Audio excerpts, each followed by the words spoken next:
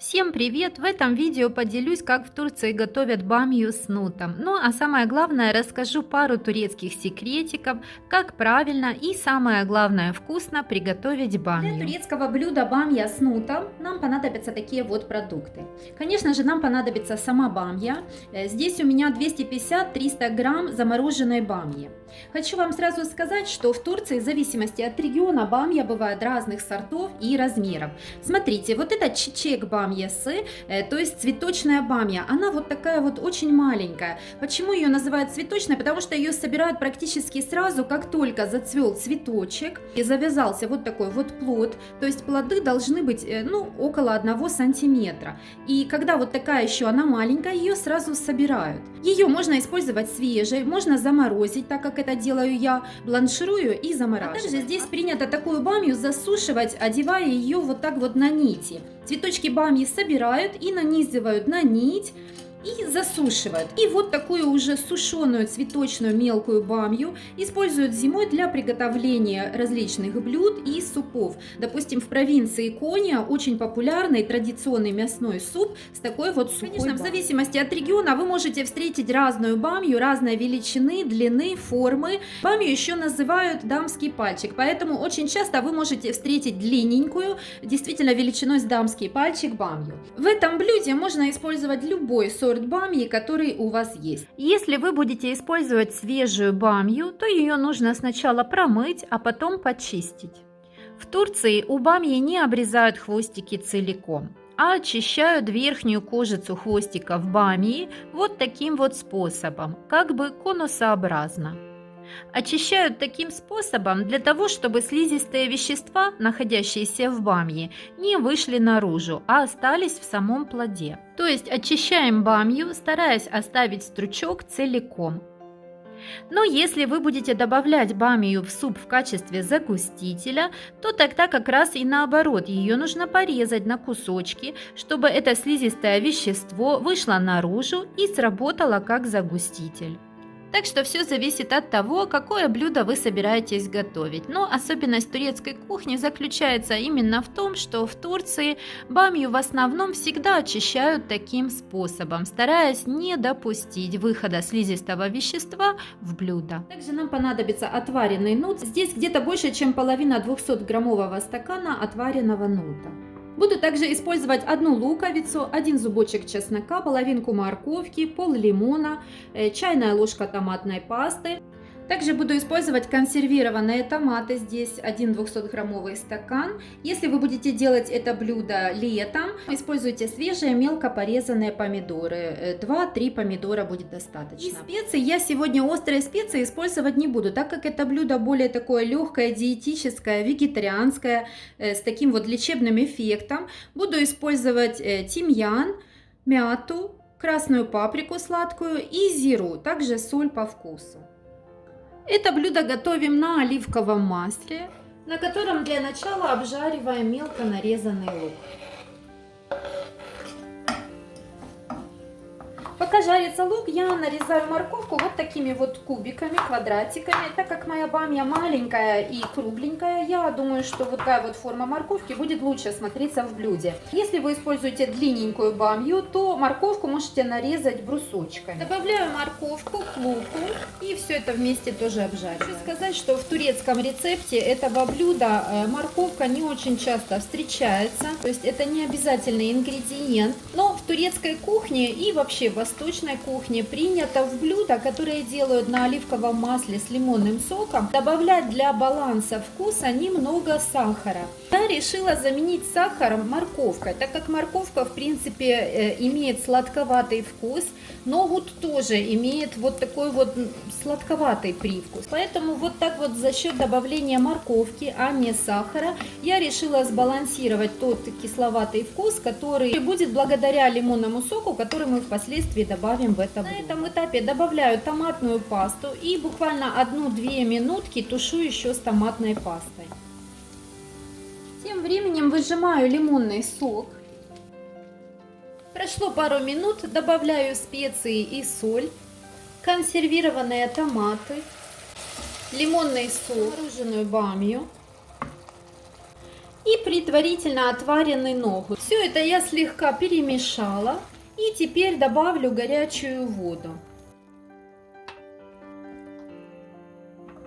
Смотрите, я добавляю 2 стакана горячей воды, но вы количество воды регулируете в зависимости от того, какое количество у вас бамьи, ногута и овощей. Ну вот так вот вода должна покрыть бамью. Накрываем крышкой и доводим на среднем огне до кипения. Когда бамья закипит, я огонь на минимальный. На этом этапе можно попробовать бамью на соль. Я думаю, что как раз очень хорошо и соль, и лимонная кислота. Накрываю крышкой и тушу так на медленном огне до готовности бамьи. Прошло 15 минут, и сейчас я добавляю мелко измельченный чеснок. Минут через 5-7 бамья будет уже готова. Время тушения бамьи будет зависеть от того, какой сорт бамьи вы используете, ну а также, конечно, насколько были свежими и спелыми ваши плоды. Ну а пока бамья с нутом тушится, я хочу вам рассказать о том, какие же виды бамьи еще существуют в Турции. Итак, в Турции очень широко распространено выращивание такой бамьи, которая называется султани бамья. Такую бамью чаще всего выращивают в регионах Мраморного моря и Эгейского моря. Это пятигранная бамья, и в разрезе она похожа на звездочку. Мякоть у этой бамьи очень мягкая и вкусная. Ее употребляют как в свежем виде, так и делают различные блюда в оливковом масле, и делают те блюда, которые как раз и относятся в турецкой кухне к категории зейтиньял. В Эгейском регионе Турции популярна другая бамья, барнова бамьясы. Ее вы узнаете по цвету. Под теплыми лучами солнышка она меняет свой цвет на темно-красный, бордовый и даже иногда фиолетовый.